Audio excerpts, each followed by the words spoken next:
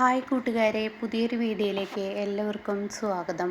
അങ്ങനെ ഇനി നന്ദിനി സൂര്യ എടുക്കുന്നത് കാണുമ്പോൾ ഇന്ദ്രജക്കും വേദക്കും സഹിക്കുന്നില്ല കേട്ടോ. വലിയ വലിയ ഉയരങ്ങളിലോട്ട് നന്ദിനി എത്തിക്കൊണ്ടിരിക്കുകയാണ്. നന്ദിനി കമ്പനിയിൽ CEO ആവുന്നു. അതുപോലെ തന്നെ നന്ദിനി കമ്പനിക്ക് വേണ്ടി ഓരോ കാര്യങ്ങൾ ചെയ്യുന്നു. അതൊക്കെ നന്ദിനിക്ക് വിജയം തന്നെയാണ് കേട്ടോ. വിദ്യാഭ്യാസമില്ലാത്ത നന്ദിനിയെ എല്ലാവരും തട്ടുമെന്നാണ് ചിന്തിച്ചത്. നാട്ടുമ്പുറത്തുകാരിയെ തോട്ടത്തിൽ തേങ്ങ പെറുക്കുന്നവളെ എന്നൊക്കെ പറഞ്ഞ് പരിഹസിക്കുന്ന അവളെ എല്ലാവരും വിദ്യാഭ്യാസമുള്ളവർക്ക് മുന്നിൽ കൊണ്ടുവരുമ്പോൾ തട്ടുമെന്ന് കരുതി ആ നന്ദിനിയെ എല്ലാവരും ഏറ്റെടുക്കണം കേട്ടോ. കമ്പനി മൊത്തത്തിൽ ഏറ്റെടുക്കണം. അവിടുന്ന് ഇവിടുന്ന് നന്ദിനിക്കാരന് ഓരോ വർക്കുകൾ ഇവരുടെ സ്ഥാപനത്തിലോട്ട് എത്തിത്തുടങ്ങാൻ കേട്ടോ. ഇതൊന്നും സഹിക്കില്ല ഇന്ദ്രജക്കും വേദക്കും. ഇന്ദ്രജയും വേദയും പറയണം, ഇപ്പം എന്തായി ചേച്ചി അവളെ പിടിച്ച് ഇങ്ങോട്ടേക്ക് കൊണ്ടുവന്നു. ഇപ്പം അവളായി ഈ വീട്ടിലെ അഹങ്കാരം, അതായത് അവളാണ് ഈ വീട്ടിൽ വലിയ സ്ഥാനം പിടിച്ചിരിക്കുന്നത്. അവൾക്കിപ്പോൾ അഹങ്കാരം കൂടി, അവളുടെ തലക്കൊരു കനം വന്നതുപോലത്തെ കാട്ടിക്കൂട്ടലാണ് നമ്മളോട് കാട്ടുന്നത്. അത് കാണുന്ന ഇന്ദ്രജ പറയാണ്, ശരിയാണ്, ഇത്രയും പഠിപ്പുള്ള നമുക്കിപ്പോൾ ഒരു വിവരം ഇല്ലാത്ത പോലത്തെ കാട്ടിലായിപ്പോയി ഇത്. അവൾ ഓരോ ദിവസവും നമ്മളെ തോൽപ്പിക്കുകയാണ്. അപ്പം വേദ പറയണേ, എനിക്ക് താങ്ങുന്നില്ല. അവളിപ്പോൾ ഓരോ ദിവസം ഇങ്ങനെ പോയി കഴിഞ്ഞാൽ കമ്പനി വലിയ നേട്ടത്തിലോട്ടെത്തും. പിന്നീട് പറയാനില്ല. പിന്നീട് ഈ പറയുന്ന നന്ദിനിയെ എല്ലാവരും അമ്മയടക്കം നന്ദിനിയെ ഇഷ്ടപ്പെട്ട് തുടങ്ങും. അതോടുകൂടി പിന്നെ ഈ വീട്ടിലെ നമ്മുടെ സ്ഥാനം എന്തായിരിക്കുന്നത് ചേച്ചിയോട് ഞാൻ പറയേണ്ടതില്ലല്ലോ എന്നൊക്കെ പറയുമ്പോൾ ഇനിയിപ്പോൾ എന്താ ചെയ്യുക, അവളെ ഒന്ന് വീഴ്ത്തണമല്ലോ. അപ്പോൾ വേദ പറയാം, തീർച്ചയായും അവളെ വീഴ്ത്തണം. ഞാനൊരു ഐഡിയ പറയാം, അതുപോലെ ചേച്ചി അത് ചെയ്യാൻ പറ്റുമോ ഇല്ലേ എന്നുള്ളത് എനിക്കറിയില്ല, ചേച്ചിയോട് ഞാൻ പറയാമെന്ന് പറയും കേട്ടോ. ഇത് കേട്ട ഉടനെ എന്താണ് തൽക്കാലം ഒരു 2-3 മണിക്കൂർ നേരത്തെ അവൾ സുഖമില്ലാതെ അങ്ങോട്ടും ഇങ്ങോട്ടും ഓടുന്ന ആ ഒരു അവസ്ഥ അവൾക്ക് ഉണ്ടാക്കിയെടുക്കാം. അപ്പോൾ ഇത് കേട്ട ഉടനെ എന്താ ചെയ്യേണ്ടതെന്നിങ്ങനെ ഇന്ദ്രജ് ചോദിക്കുകയാണ്. അവൾ നാട്ടുംപുറത്തുകാരിയല്ലേ, അവൾ പശുവിനെ നോക്കി നടന്നിരുന്നവളൊക്കെ അല്ലേ. അതുകൊണ്ട് തന്നെ അവൾക്ക് വലിയ ഇഷ്ടമാണ് അതിരാവിലെ തന്നെ പച്ചപ്പാൽ കുടിക്കുക എന്നുള്ളത്.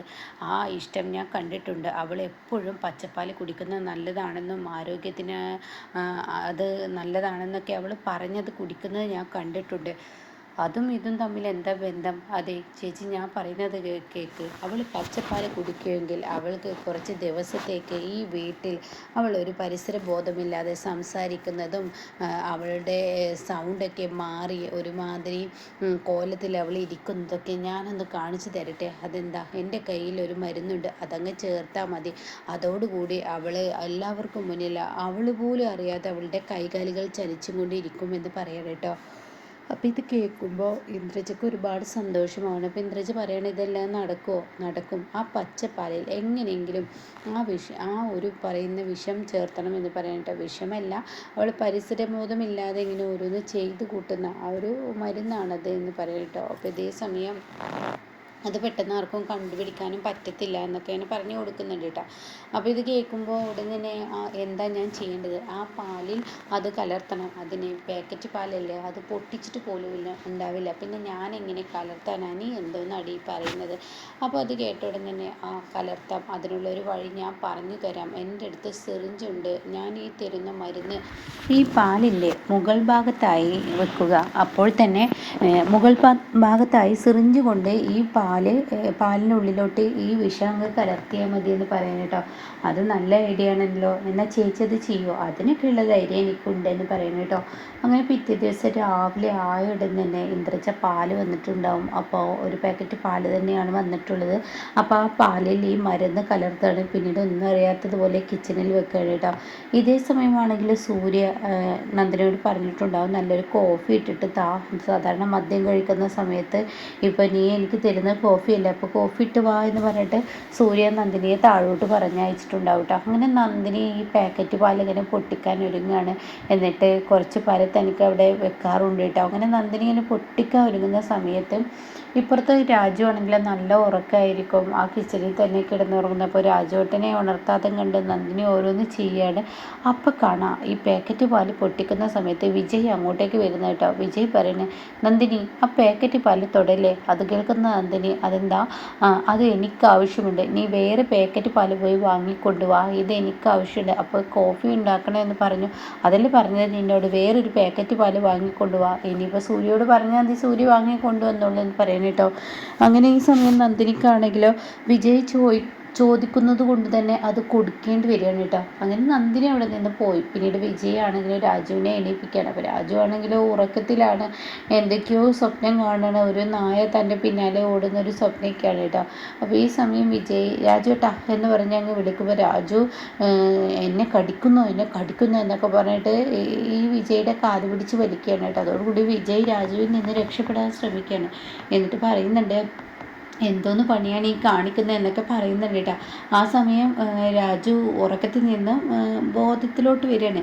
അപ്പോൾ ഉടൻ തന്നെ ഞാനൊരു സ്വപ്നം കണ്ടതാണ്, എന്നാൽ എനിക്ക് നിങ്ങളൊരു ഉപകാരം ചെയ്യണം. എന്താണാവോ, ഈ പാലൊന്ന് കാച്ചിത്തരണം. എന്ത്, ഈ പാലൊന്ന് തിളപ്പിച്ചേരണമെന്ന് പറഞ്ഞില്ലേ, അതെന്തിനാ? അതെ, ഞാനൊരു ജോത്സ്യനെ കണ്ടുവരികയാണ്, ഒരു വൈദ്യനെ കണ്ടുവരികയാണ്. ആ വൈദ്യൻ പറഞ്ഞു, കല്യാണം കഴിഞ്ഞിട്ടും ഇത്രയും നാളും താങ്കൾക്ക് കുട്ടികൾ ഉണ്ടായില്ലല്ലേ, അതുകൊണ്ടാണ് താങ്കൾക്ക് ആ വീട്ടിൽ യാതൊരു വിലയും നിലയും കിട്ടാത്തത്. താങ്കൾക്ക് ഒരു സിംഹക്കുട്ടി പിറക്കണം. അത് കേൾക്കുന്ന രാജു പറയുന്നത്, എന്തോന്നും പറയുന്നത്, സാധാരണ മനുഷ്യനാർക്കെങ്കിലും സിംഹക്കുട്ടി പിറക്കുമോ? മനുഷ്യക്കുട്ടിയല്ലേ പിറക്കുക? അത് കേട്ട ഉടനെ, എടോ ഞാനൊരു ഉദാഹരണം പറഞ്ഞത്, ഇത്രയും നാളും എനിക്ക് കുഞ്ഞുങ്ങളില്ലാത്തത് കൊണ്ട് തന്നെ എൻ്റെ കുഞ്ഞ് ഒരു സിംഹക്കുട്ടിയെ പോലത്തെ ഒരു കുഞ്ഞായിരിക്കണം. അതിൽ പറഞ്ഞത് സിംഹക്കുട്ടി മനുഷ്യനുണ്ടാവില്ലെന്ന്. താ മതി കളിയാക്കിയത്. എനിക്ക് പാല് തിളപ്പിച്ച് തരാൻ പറ്റിച്ചെങ്കിൽ പാല് തിളപ്പിച്ചതാ. അത് കേട്ട ഉടനെ തന്നെ, എന്തിനാ ഈ പാല്? അതെ, എനിക്കൊരു സിംഹക്കുട്ടി ഉണ്ടാവാൻ അതിരാവിലെ വെറും വയറ്റിൽ ഒരു ഗ്ലാസ് പാല് കുടിച്ചാൽ എനിക്ക് നല്ല എനർജി കിട്ടുമെന്നാണ് എന്നോട് പറഞ്ഞത്. അപ്പോൾ ഇത് കുടിക്കാൻ വേണ്ടി പറഞ്ഞതാണ്. താൻ ആ പാലൊന്ന് തിളപ്പിച്ച് വന്നേ. അപ്പോൾ രാജു ആണെങ്കിൽ മനുഷ്യനെ ഉറങ്ങുന്ന ഉറക്കത്തിൽ വിളിച്ചിട്ടാണ് സിംഹക്കുട്ടി, പൂച്ചക്കുട്ടി എന്നൊക്കെ പറഞ്ഞ് തൻ്റെ ഉറക്കം കളയുന്ന ഇങ്ങനെ ഒരുത്തനെ ഞാൻ എവിടെയും കണ്ടിട്ടില്ല. എന്തായാലും പത്മാ മേഡത്തിന് കിട്ടിയൊരു മരുമകൻ അടിപൊളി എന്നൊക്കെ പറഞ്ഞ് രാജു കളിയാക്കി ചിരിക്കുകയാണ് കേട്ടോ. അങ്ങനെ രാജു ആ പാല് തിളപ്പിക്കുമ്പോൾ പാലിങ്ങനെ പിരിയുന്നുണ്ട് കേട്ടോ. ഇതേ സമയമാണെങ്കിലോ ഇവിടെ ഇപ്പുറത്തിരുന്ന് വിജയ് പറയണം, പാല് കുടിക്കുന്നെങ്കിൽ നല്ല കട്ടിയോടുകൂടി, എന്തിന്, പാൽഗോവ പോലെ ഇങ്ങനെ കട്ടിയായിരിക്കണം. എന്നിട്ട് അങ്ങനെയുള്ള കട്ടിപ്പാല് അത്രേ കുടിക്കേണ്ടത്. അപ്പോൾ ആ പാല് നല്ല വറ്റിക്കോട്ടെ, നല്ല വറ്റിയാൽ ആ കട്ടി വരത്തുള്ളൂ. അങ്ങനെയാണ് എന്നോട് വൈദ്യൻ കുടിക്കാൻ പറഞ്ഞത്. അപ്പോഴാണെങ്കിലോ രാജു നോക്കുമ്പോൾ ഈ പാലിങ്ങനെ കട്ട പിടിച്ച് നിൽക്കുന്നു കേട്ടോ. രാജു ഇത് കാണുന്നതിനോടുകൂടി രാജുവിന് മനസ്സിൽ തോന്നണില്ല, ഇയാൾ പറഞ്ഞത് ഇപ്പോൾ കട്ടിപ്പാലാണല്ലോ, കട്ടകൾ വേണമെന്നല്ലേ പറഞ്ഞത്. ഇപ്പോൾ ഏകദേശം ഒരു പനിനീറിൻ്റെ രൂപമായി വരുന്നു. ഇയാൾ എന്തായാലും ഇത് കുടിക്കട്ടെ, ഞാനൊരു ഗ്ലാസ്സിലൊരു സ്പൂണും വെച്ച് കൊണ്ടുകൊടുക്കുക എന്ന് പറഞ്ഞിട്ട് രാജു എന്ത് ചെയ്യുന്നു, വിജയുടെ അടുത്തത് കൊണ്ടുകൊടുക്കുക കേട്ടോ. അപ്പോൾ വിജയ് ആണെങ്കിലോ, എന്തായാലും ഈ ഒരു പാല് കുടിച്ചു കഴിഞ്ഞാൽ സിംഹക്കുട്ടി എനിക്ക് ജനിക്കും, അത് ഉറപ്പാണ്. സിംഹക്കുട്ടിയോ ആനക്കുട്ടിയോ എന്താ വെച്ചാൽ ആയിക്കോട്ടെ, എന്താ സ്പൂണ്. അപ്പോൾ ഇതെന്താ ഈ പാല് ഇങ്ങനെ, അതെല്ലാം നേരത്തെ പറഞ്ഞത് കട്ടിയായ പന്നീർ പോലെയുള്ള പാല് വേണം, കട്ടകൾ വേണം എന്നൊക്കെ. അപ്പോൾ അതുകൊണ്ട് വറ്റിച്ചു, ഞാൻ കട്ടയാക്കി എന്നൊക്കെ പറയണ്ടോ. ഇതെന്താ ഇതിങ്ങനെ? അതങ്ങനെയാണ്. എന്തായാലും ഞാനിത് കുടിക്കും, എനിക്ക് സിംഹക്കുട്ടി പിറക്കാനുള്ള എനർജി ഉണ്ടാക്കിയെടുക്കുക. അപ്പോൾ ഈ പാല് ഫുള്ളായി കുടിക്കുമെന്ന് പറഞ്ഞ് ആ പിരിഞ്ഞ് കേട് വന്ന ആ പാല് ഫുള്ളായി കുടിക്കാനായിട്ട്. അപ്പോൾ രാജു മനസ്സിൽ ചിന്തിക്കുക, ഇയാൾ എത്ര പൊട്ടനാണ്, അത് പിരിഞ്ഞതാണെന്ന് മനസ്സിലാക്കാൻ പോലുള്ള ബുദ്ധിയില്ല, എന്തായാലും കുടിച്ചോട്ടെ എന്ന് പറഞ്ഞിട്ട് കുടി കഴിഞ്ഞ ഉടൻ തന്നെ വിജയ്ക്കാണെങ്കിൽ തൻ്റെ വയറ്റിലൂടെ തൻ്റെ ശരീരത്തിലൂടെ ഒരു കുതിര ഓടുന്നത് പോലെ തോന്നാൻ കേട്ടോ. അപ്പോഴേക്കും വിജയ് ചോദിക്കുകയാണ് രാജുവിനോട്, ഒരു കുതിര ഓടുന്ന ശബ്ദം കേട്ടോ, ടക്ക് ടക്ക് എന്ന് പറഞ്ഞിട്ട്. അത് കേൾക്കുന്ന രാജു, ഇല്ല ഞാൻ കേൾക്കുന്നു, എനിക്കിപ്പോൾ ഒരു കുതിരയുടെ പവറാണ് കിട്ടിയത്. ഒരു ഗ്ലാസ് പാല് രാവിലെ തന്നെ കുടിച്ചാൽ ഒരു കുതിരയുടെ പവർ കിട്ടുമെന്നാണ് എന്നോട് ആ ജോത്സ്യൻ പറഞ്ഞത്. അപ്പോൾ അതുകൊണ്ട് എനിക്കുണ്ടാവാവുന്ന സിംഹക്കുട്ടിയെ കാണേണ്ട താങ്കൾക്ക് എന്നൊക്കെ പറഞ്ഞിട്ട് അങ്ങ് അവിടെ നിന്നും എണീക്കുമ്പോൾ തൻ്റെ സൗണ്ടിന് എന്തോ ഒരു വ്യത്യാസം വരുന്നു കേട്ടോ. അതുപോലെ തന്നെ രാജുവിനോട് ഇങ്ങനെ വണക്കം എന്ന് പറയുന്നത് പോലെ ഇങ്ങനെ കൈ ഇങ്ങനെ ഓട്ടോമാറ്റിക് പൊക്കുന്നു. ഇത് കാണുന്ന വിജയ് തന്നെ, എന്തപ്പോൾ എൻ്റെ കൈ എനിക്ക് തന്നെ പിടിച്ചു നിർത്താൻ കഴിയുന്നില്ലല്ലോ. താനാണെങ്കിലും സംസാരിക്കുന്ന ഒരു പെണ്ണിൻ്റെ ശബ്ദത്തിൽ. അത് കേൾക്കുന്ന വിജയ് പറയണം, ഇപ്പം എന്താ തന്നെ വിജയോട് ചോദിക്കുകയാണ് രാജു, ഇതെന്താ താങ്കളുടെ സൗണ്ട് ഇങ്ങനെ ആയിരിക്കുന്നത്, മിമിക്രി ഒക്കെ പഠിച്ചിട്ടുണ്ടല്ലേ? അപ്പോഴേക്കും വിജയ്ക്ക് ദേഷ്യം പിടിക്കുകയാണ്. രാജുവിനോട് പറയണം, മിമിക്രി അല്ലടോ എന്ന് പറയുമ്പോഴും ഇങ്ങനെ വണക്കം കാണിക്കണം കേട്ടോ. അപ്പോൾ ഒരുപാട് തവണ ഇങ്ങനെ രാജുവിനോട് വണക്കം കാണിക്കുന്നത് കാണുമ്പോൾ രാജു പറയണേ, സാറേ വണക്കം കിട്ടി, വണക്കം എന്ന് തിരിച്ചും കാണിക്കുമ്പോൾ, എടോ ഞാൻ വണക്കം കാണിച്ചതല്ല എന്ന് പറഞ്ഞിട്ട് രാജുവിന് ഒരൊറ്റടി വിജയ് അടിക്കരുത്. അപ്പോഴേക്കും പത്മയും ഇന്ദ്രജയും സൂര്യയൊക്കെ ഓടിയെത്തണം കേട്ടോ. എന്താണ് ഇവിടെ സംഭവിച്ചതെന്ന് അറിയാൻ വേണ്ടി വേണ്ടിയിട്ട്. അങ്ങനെ പത്മ എത്തിയിട്ട് താൻ എന്താടോ ഈ കാണിക്കുന്നത്? അപ്പോൾ ഉടൻ തന്നെ പത്മയുടെ മുഖത്ത് നോക്കിയിട്ട് വണക്കം എന്ന് കാണിക്കുകയാണ്. അങ്ങനെ ഒരു മരുന്നാണ് ഇവർ പാലിൽ കലർത്തിയിരിക്കുന്നത്. അപ്പോൾ ഇത് കണ്ടോടെ തന്നെ വണക്കം, എന്താ വിജയ് നീ കാണിക്കുന്നത്? നീ എന്താ ഈ രാജുവിനെ അടിച്ചത്? അത് കേൾക്കുന്ന രാജു പറയണേ, ഞാൻ ഈ വണക്കം കണ്ടത് എന്തിനാന്ന് ചോദിച്ചതിനും പിന്നീട് എൻ്റെ കണ്ണിൽ നിന്ന് പൊന്നിച്ചു പോകുന്ന ആ ഒരു ഫീലാണ് എനിക്കുണ്ടായത്. എന്നെ ഈ സാറ് അടിച്ചു എന്ന് പറയട്ടെ. അപ്പോഴേക്ക് യതീന്ദ്രൻ ചോദിക്കുകയാണ്, എന്തിനാ രാജുവിനെ അടിച്ചത് വിജയ് നീ പറ എന്ന് പറയുമ്പോഴും വണക്കം കാണിക്കുകയാണ് കേട്ടോ. അപ്പോൾ മിനിറ്റിന് കൈ ഇങ്ങനെ മുകളിലോട്ട് ഉയർത്തുന്നത് കാണുമ്പോൾ ഉടൻ തന്നെ പത്മക്ക് ദേഷ്യം പിടിക്കുകയാണ്. മതി തൻ്റെ കോപ്രായം, കുറേ നേരമായല്ലോ താൻ വണക്കം കാണിക്കുന്നത്, താൻ എന്താ മിണ്ടാത്തത്? അതെ ഞാൻ പിന്നെ ഇല്ലേ എന്നൊക്കെ പറഞ്ഞ് സംസാരിക്കുന്ന ഒരു പെണ്ണിൻ്റെ ശബ്ദത്തിൽ കേട്ടോ. അതങ്ങ് കാണുന്നതിനോടുകൂടി പത്മക്ക് അങ്ങ് ദേഷ്യം പിടിക്കുകയാണ്. ഇയാൾ എന്താ മിമിക്രി കളിക്കുന്നത്? താൻ എന്തിനാണ് പെണ്ണിൻ്റെ ശബ്ദത്തിൽ സംസാരിക്കുന്നത്? തൻ്റെ സൗണ്ടിൽ സംസാരിക്കണോ?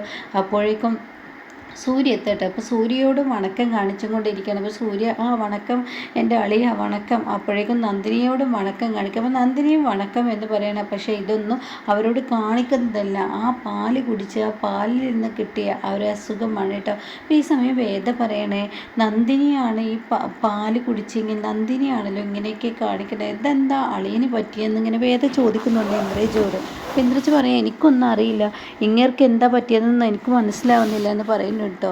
അപ്പോൾ ഇന്ദ്രജയെ കണ്ട ഉടനെ ഇന്ദ്രജ എന്ന് പറഞ്ഞ് വിളിക്കുമ്പോഴേക്കും താൻ വണക്കം കാണിക്കും. അപ്പോൾ ഇന്ദ്രജ പറയും, താൻ എന്താ പറ്റിയത്, താങ്കൾക്ക് എന്താ പറ്റിയതെന്നൊക്കെ ചോദിക്കുമ്പോൾ ഒരു പെണ്ണിൻ്റെ ശബ്ദത്തിൽ സംസാരിക്കുന്നത് കാണുമ്പോൾ അത് വല്ലാതെ അങ്ങ് ഇഷ്ടപ്പെടുന്നു സൂര്യക്ക്. അപ്പോൾ സൂര്യ പറയണേ, ആഹാ ഇപ്പോൾ പെൺകോലവും കിട്ടിയോ എൻ്റെ അളിയൻ, എന്നാൽ എൻ്റെ അളിയെ ഈ പാട്ട് പാടിയെന്നൊക്കെ പറഞ്ഞിട്ട് വിജയെ കൊണ്ട് ആ പാട്ട് പഠിക്കും. വിജയ് ആ പാട്ട് പാടാനും ഒരുങ്ങാണ് കേട്ടോ. അപ്പോൾ ഉടൻ തന്നെ ഇന്ദ്രജ, നിങ്ങളൊന്നും ചുമ്മാ ഇരുന്ന് അവൻ പറയുന്നത് കേട്ട് നിങ്ങൾ പാട്ട് പാടുന്നത്, നിങ്ങൾക്ക് എന്താ സംഭവിച്ചെന്ന് എന്നോട് എന്ന് പറയട്ടോ.